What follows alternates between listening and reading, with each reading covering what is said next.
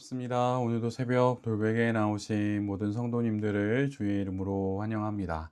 오늘도 함께 창세기 말씀 묵상하도록 하겠습니다.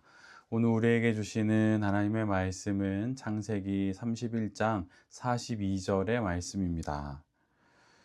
내 조상의 하나님, 곧 아브라함을 보살펴 주신 하나님이시며 이삭을 지켜주신 두려운 분께서 저와 함께 계시지 않으셨으면 장인어른께서는 저를 틀림없이 빈손으로 돌려 보내셨을 것입니다.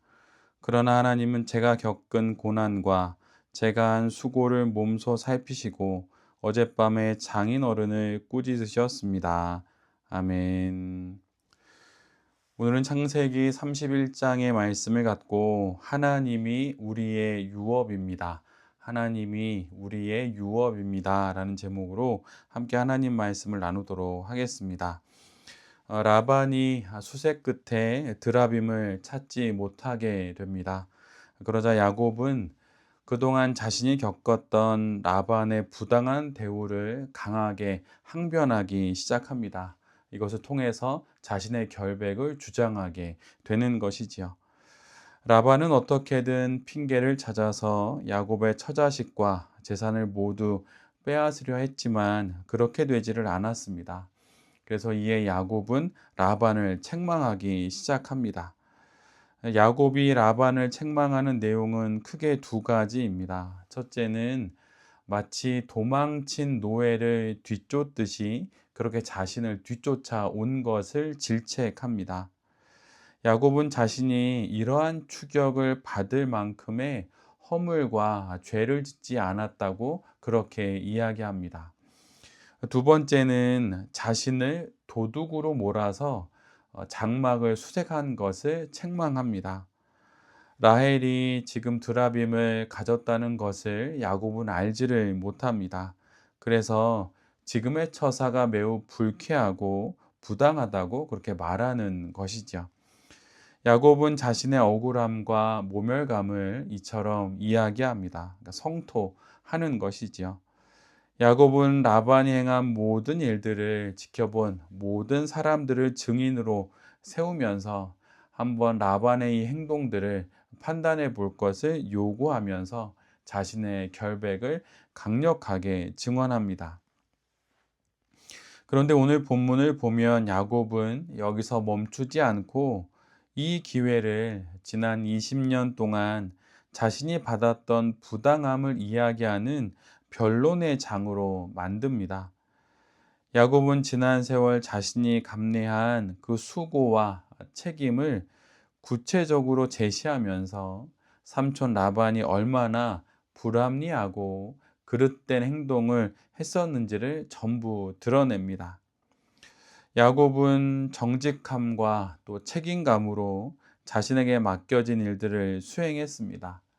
고대 메소포타미아에서는 목자는 그 주인과 계약을 맺게 되는데 그 계약의 내용에 따라서 가축의 생존과 번식의 전반에 관련된 일을 책임지는 관리인이 됩니다. 야곱도 이처럼 목자가 되어서 목자로서의 모든 일들을 책임 있게 감당했습니다.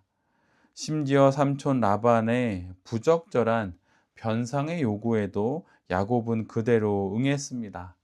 낮에 불볕더위와 밤에 그 추위 가운데에서도 목자로서의 책임을 다했던 것이죠.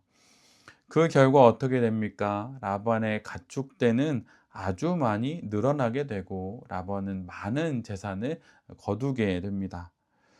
그런데 그럼에도 불구하고 라반은 야곱과 맺은 품삯에 관한 계약을 지난 20년 동안 10번에 걸쳐서 바꾸는 그런 횡포를 부렸습니다.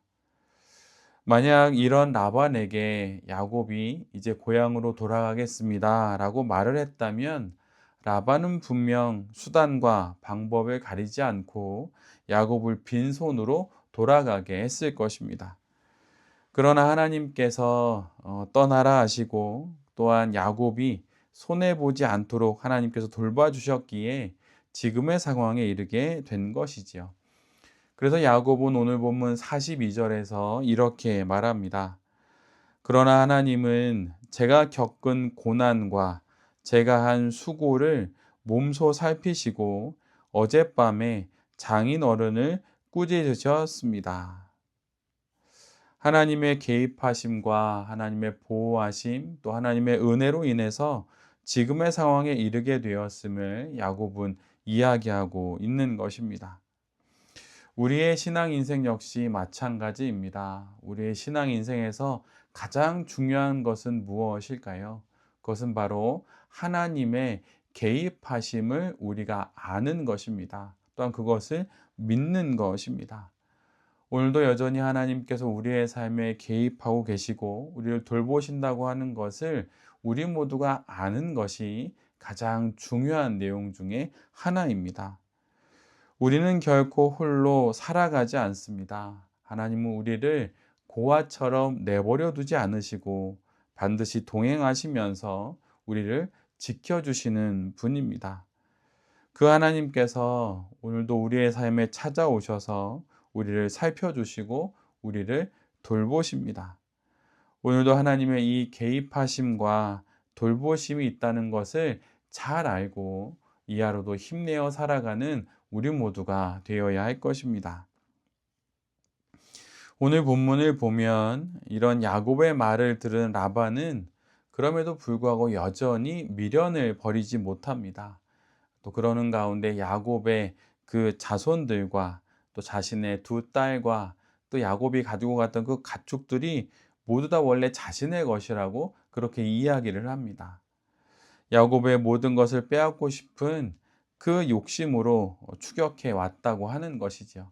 그러나 그럼에도 불구하고 하나님이 이 모든 것을 막으셨기에 야곱은 모든 것을 잃어버리지 않게 됩니다.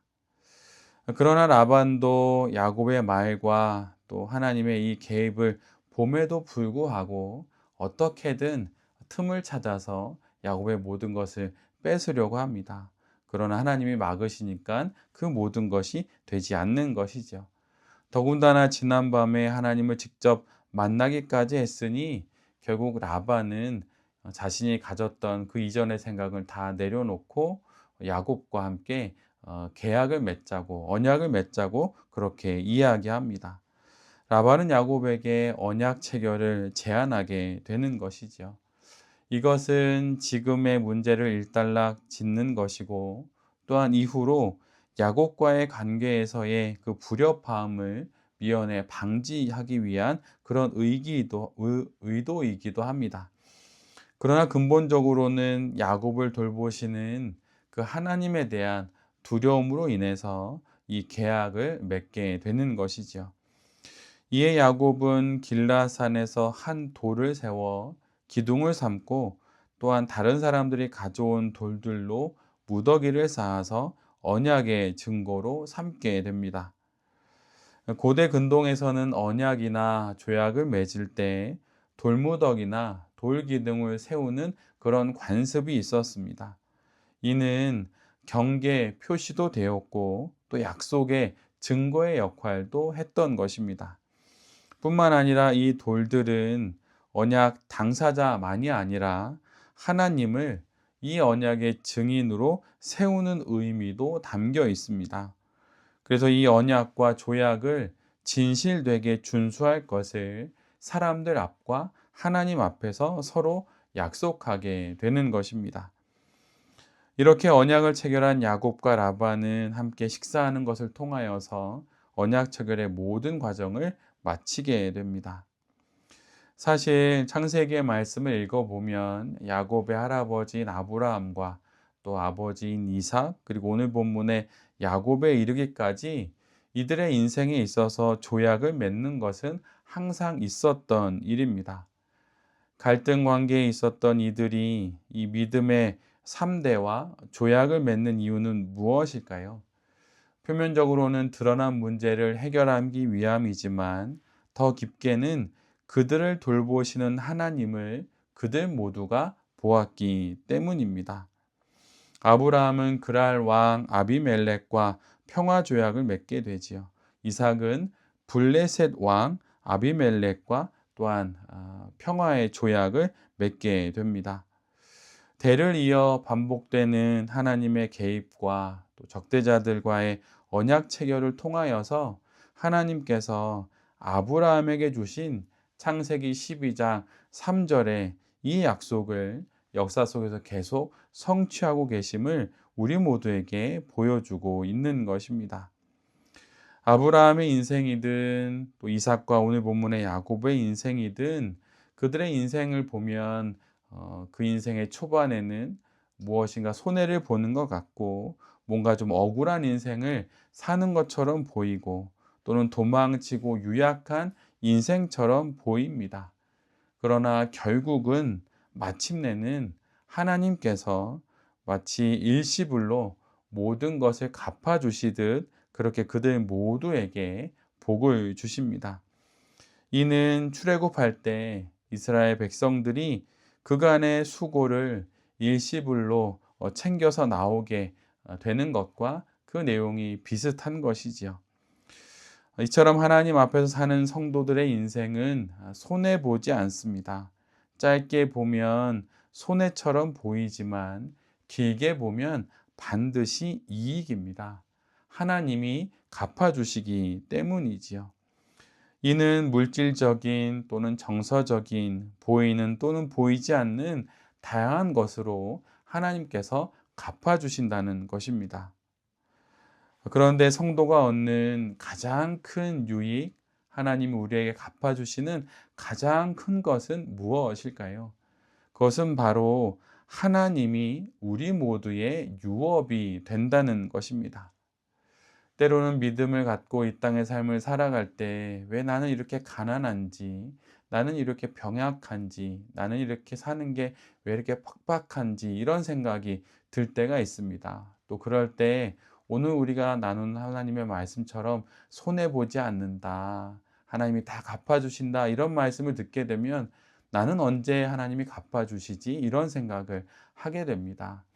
그때는 우리 모두가 정확히 알 수는 없지요. 그러나 가장 중요한 것은 영원한 나라에 이르게 되는 우리의 인생에 있어서 하나님이 가장 크게 주신 하나님의 유업은 바로 하나님 자신이라고 하는 것입니다. 이것을 우리 모두가 잊지 않아야 하는 것이에요. 가장 중요한 것을 우리 모두가 가지고 있는 것입니다. 이 사실을 잘 기억하며 이 땅의 삶을 살아가는 우리 모두가 되어야 할 것입니다. 또 그렇게 살아가는 인생 가운데 하나님께서 우리의 삶도 잘 돌보아 주실 것입니다. 손해보지 않도록 우리의 삶의 공고함이 영원하지 않도록 하나님께서 우리를 지켜 주실 것입니다. 이 사실을 기억하고 또한 믿으면서 또 열심히 인생을 살아가면서 오늘도 우리에게 주신 이 하루를 하나님이 나의 가장 큰 유업이라고 하는 사실을 기억하며 힘내어 살아가는 우리 모두가 될 수 있기를 간절히 기도드립니다. 아멘. 함께 기도하겠습니다. 주님, 하나님의 개입하심을 보는 영혼의 눈을 가질 수 있기를 소원합니다. 우리를 먹이시고 입히시고 돌보심으로 결국은 손해보지 않게 하시는 하나님이심을 믿습니다. 그러니 힘을 내어 당당히 살아가겠습니다. 그리고 결국 우리 모두는 이 세상 그리고 온 우주의 가장 귀한 것 하나님을 유업으로 받은 사람들입니다. 이것을 기억하겠습니다. 때로는 남들만큼 부유하지 못함이, 남들처럼 건강하지 못함이, 남들과 같은 삶의 형편이 아닌 것이 아쉽고 속상하기도 하지만 결국은 하나님께서 다 채워주실 것을 믿습니다. 그리고 이미 그렇게 채워주셔서 여기까지 이렇게 살고 있습니다. 이 사실을 기억하고 우리의 가장 큰 유업이신 하나님이 우리에게 있음을 기억하면서 오늘도 힘내어 이 하루를 살아가는 우리 모두가 되게 하여 주시옵소서. 이 모든 말씀 예수 그리스도의 이름으로 기도드립니다. 아멘.